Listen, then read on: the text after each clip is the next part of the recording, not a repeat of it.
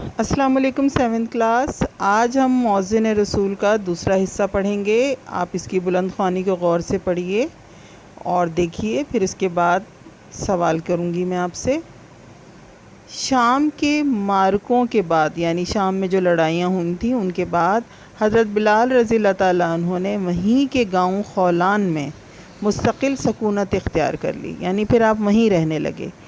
ایک رات خواب میں دیکھا کہ حضور پر نور حضرت محمد صلی اللہ علیہ وآلہ وسلم تشریف لائے ہیں اور فرما رہے ہیں، اے بلال، کیا ابھی وقت نہیں آیا کہ زیارت کے لیے آؤ؟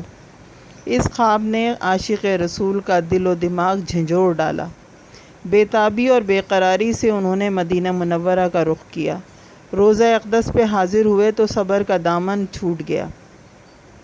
اس قدر روئے کہ دیکھنے والوں کی آنکھوں سے بھی اشکوں کا ایک سیلاب جاری ہو گیا، یعنی انہیں دیکھنے والے جو روتے ہوئے دیکھ رہے تھے وہ لوگ بھی رو پڑے۔ اس موقع پر حضرت امام حسن اور حضرت امام حسین بھی موجود تھے۔ اپنے محبوب کے جگر گوشوں کو سینے سے لگا کر بار بار ان کا منہ چومتے۔ انہوں نے خواہش ظاہر کی کہ بابا بلال، کل فجر کی اذان روضہ رسول پر آپ دیں۔ حضرت بلال رضی اللہ تعالیٰ عنہ اپنے آقا کے جگر گوشوں کی خواہش کو کیسے ٹال سکتے تھے؟ فجر ہوئی تو روضہ رسول کے قریب اذان دینے کے لیے کھڑے ہو گئے۔ سارا مدینہ ان کی اذان سننے کے لیے امڈ آیا۔ جوں ہی انہوں نے اذان دینا شروع کی، مدینہ منورہ کی پوری فضا میں حشر برپا ہو گیا۔ جب حضرت بلال رضی اللہ تعالیٰ عنہ نے روضہ رسول کی طرف انگلی کا اشارہ کر کے اشہد ان محمد الرسول اللہ کہا تو پردہ نشین خواتین بھی بے تاب ہو کر گھروں سے باہر نکل آئیں۔ روتے روتے لوگوں کی ہچکیاں بند گئیں۔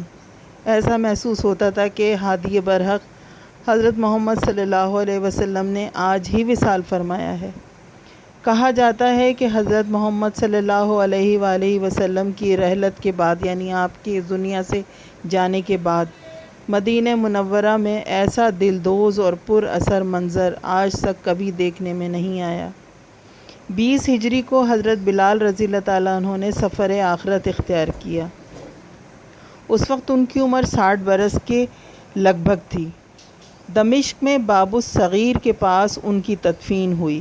امیر المومنین حضرت عمر فاروق رضی اللہ تعالیٰ عنہ کو جب حضرت بلال رضی اللہ تعالیٰ عنہ کی وفات کی خبر پہنچی تو روتے روتے نڈھال ہو گئے۔ بار بار فرماتے تھے، ہمارا سردار بلال بھی ہمیں داغ جدائی دے گیا، یعنی وہ بھی ہم سے جدا ہو گئے۔ حضرت بلال رضی اللہ تعالیٰ عنہ صرف حضور اکرم صلی اللہ علیہ وآلہ وسلم کے مؤذن ہی نہ تھے، بلکہ عابد شب زندہ دار بھی تھے، یعنی راتوں کو جاگ کر عبادت کرنے والے تھے، اور فکر آخرت میں ہر وقت لرزہ براندام رہتے تھے، یعنی ہر وقت اس بات کا خوف رہتا تھا کہ آخرت میں کیا ہوگا۔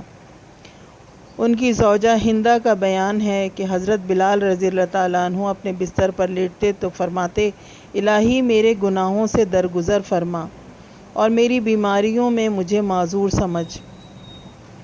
حضرت بلال رضی اللہ تعالیٰ عنہ نے صبر و استقامت اور صدق و اخلاص کے جو نقوش، یعنی جو انہوں نے مثالیں چھوڑی ہیں، صفحہ تاریخ پر ثبت کیے ہیں، وہ ہر مسلمان کے لیے تا ابد مشعل راہ بنے رہیں گے۔ یعنی آپ کا جو صبر تھا اور آپ جس طرح سے حق پر ڈٹے رہے، آپ نے تمام ظلم سہ کر بھی کبھی اسلام کو نہیں چھوڑا، کبھی آپ نے اللہ کی وحدانیت سے انکار نہیں کیا، بلکہ اتنے ان کے اوپر جو ظلم کیے گئے اور اتنی سختیاں ان پہ کی گئیں، اس کے باوجود وہ صرف احد احد کہتے رہے اور اللہ کو ہی اپنا رب مانتے رہے۔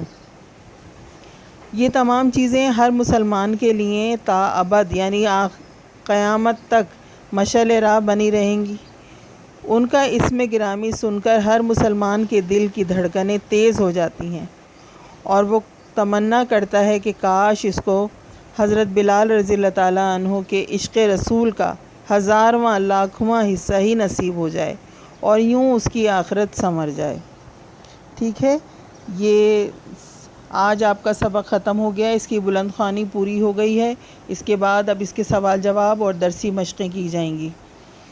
میں آپ کو اس سبق کے آخر میں کچھ سوالات دے رہی ہوں اور ان سوالات کے جواب آپ کو لکھنے ہیں اور اس کو آپ مختصر طور پر اپنے الفاظ میں اس کا جواب دیجیے۔